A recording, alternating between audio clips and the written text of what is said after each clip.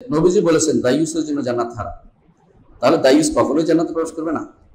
না, হারাম যখন কেউ বলে এর অথবা জাহান্নাম এটা করলে জাহান্নামে যাবে এটা বলছে, ঈমান আছে যা, যদি ঈমান থাকে লোকের তাহলে সে একসময় জান্নাতে যাবে, তবে জ্বলতে জ্বলতে পুড়তে পুড়তে শেষ হবে। আর জাহান্নামের আগুন এত সহজ মনে করার কারণ নেই যে একদিন তো যাবই। জাহান্নামের আগুন দুনিয়ার আগুনের চেয়ে 70 গুণ বেশি গরম, এবং সেটা আগুনের আতাস লাগলেই পুড়ে কয়লা অঙ্গার হয়ে যাবে না, পুড়তে চলতে থাকবে। আল্লাহ আবার চামড়া বদলাবে, কুল্লামা নাতাজা জুলুদুন বাদদালনাহুম জুলুদান গায়রা, চামড়া একবার পুড়লে আবার বদলাবে আল্লাহ বলতেছে। যদি রাসূলুল্লাহ সাল্লাল্লাহু আলাইহি ওয়াসাল্লাম সুপারিশ না হয়, যদি কোনো ইমানদার ভাইরা আপনার তা মনে না করে, যদি আপনি শিরিক মুক্ত হয়ে মারা না যান, তাহলে আপনার জন্য সুপারিশ হবে। এবং দায়ুসিপনার সাথে যদি যুক্ত হয় আপনার শিরিক আছে, তাহলে তো শেষ, আর কোনোদিন বেরোতে পারবেন। আর আমাদের সমাজে শিরকের প্রচলন এত বেশি, কারে কি বলবে? এই জন্য সবসময় শিরিক থেকে মুক্ত থাকার জন্য সার্বক্ষণিক চেষ্টা করতে হবে।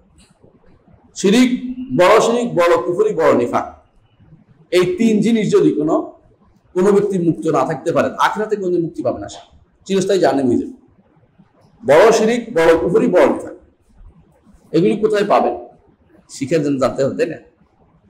ছোট্ট একটা বই আছে আমার, ওনার কাছে ছাপাইছে উনি, প্রত্যেকটি মুসলিম যা জানা একান্ত ফরজ আছে না, কর্তব্য নাকি আছে, ওনার কাছে আছে, ওখান থেকে নিয়ে যাবেন বইটা। এটা মধ্যে উল্লেখ আছে কোনটা কুফরি হয় কোনটা শিরিক হয়, উল্লেখ আছে, আপনি দেখে নিবেন। তার জীবনে বাঁচতে হলে একটা জিনিস বেঁচে যান, গুনাহ তো মানুষ করে, কিন্তু এইটা যেন না থাকে, বড় শিরিক, বড় কুফরি, বড় নিফাক যেন না থাকে। অন্যগুলি আল্লাহ তাআলার ইচ্ছের অধীন, আল্লাহ তাআলা যাকে ইচ্ছে তাকে ক্ষমা করে দিবেন, আর যাকে ইচ্ছে তাকে ক্ষমা না করে যে আগুনে পোড়াইবেন তারপর দিবেন, কিন্তু চিরস্থায়ী হবে না অন্যগুলির কারণে। কিন্তু যেগুলির কারণে চিরস্থায়ী মানব জীবন একবারে বিপন্ন হয়ে যাবে, কোনো কাজে লাগবে না সারাটা জীবন, সে শুধু ক্ষতিগ্রস্তই হবে। সেটা হচ্ছে কি? বড় শিরিক, বড় কুফরি, বড় নিফাক। এই 3 জিনিস কি কি আমি সংক্ষিপ্ত আলোচনা করতে পারবো না, এটা ওই বইতে আছে, একটু দেখে নেবেন আপনারা।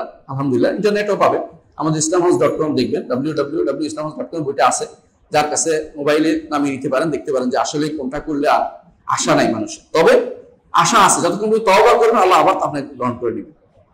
মৃত্যুর আগেও যদি আপনি কুফরি থেকে, শিরিক থেকে, নেফাকি থেকে তওবা করেন, আল্লাহ কবুল করে নেবেন। আল্লাহ তাআলা গফুর রাহিম। শর্ত হচ্ছে তওবা করতে হবে। আর যেগুলি কবিরা গুনাহ, এগুলো তওবা না করলেও আখিরাতে আল্লাহ ইচ্ছা করলে আপনাকে ক্ষমা করতে পারেন। আপনার কোনো বড় আমল দেখছে, আল্লাহ খুশি হয়েছে, পার করে দিবেন। আপনার কোনো বড় একটা জিনিস দেখে, অথবা আল্লাহ দেখবেন যে একটু আগুনে পোড়াইয়ে দেয়, তো আগুনে পোড়াবে, যাইতে যাইতে কেউ কারো আল্লাহ শেখ, অথবা কেউ যদি কোনো আপনার প্রতি সুপারিশ না করে, শেষ পর্যন্ত আল্লাহর এক কোষের মধ্যে যা উঠে, এর মধ্যে জান্নাতে চলে যেতে হবে, এছাড়া কোনো উপায় নেই। তো কঠিন, এই জন্য আগে থেকেই আমাদের জেনে নিতে হবে যে এগুলি শিরিক, কুফরি, নিফাকি কোন জিনিস। সাহাবায়ে কেরাম ভয় করতেন। ওমর রাদিয়াল্লাহু আনহু বলতেছেন, ওমর রাদিয়াল্লাহু পর্যন্ত রাসূল হুযায়ফা ইবনে ইয়ামানের কাছে বলতে, আমার নাম কি মুনাফিকদের কাছে আছে, রাসূল বলছিলেন। আর আমরা নিজেরা এক একজন ভয়হীন হয়ে গেছি। আমরা বড় পণ্ডিত, সব জানি আমরা, আমাদের কোনো ভয় নেই। এটা যেন আমাদের না হয়। আল্লাহ আমাদের পূজার তৌফিক দান।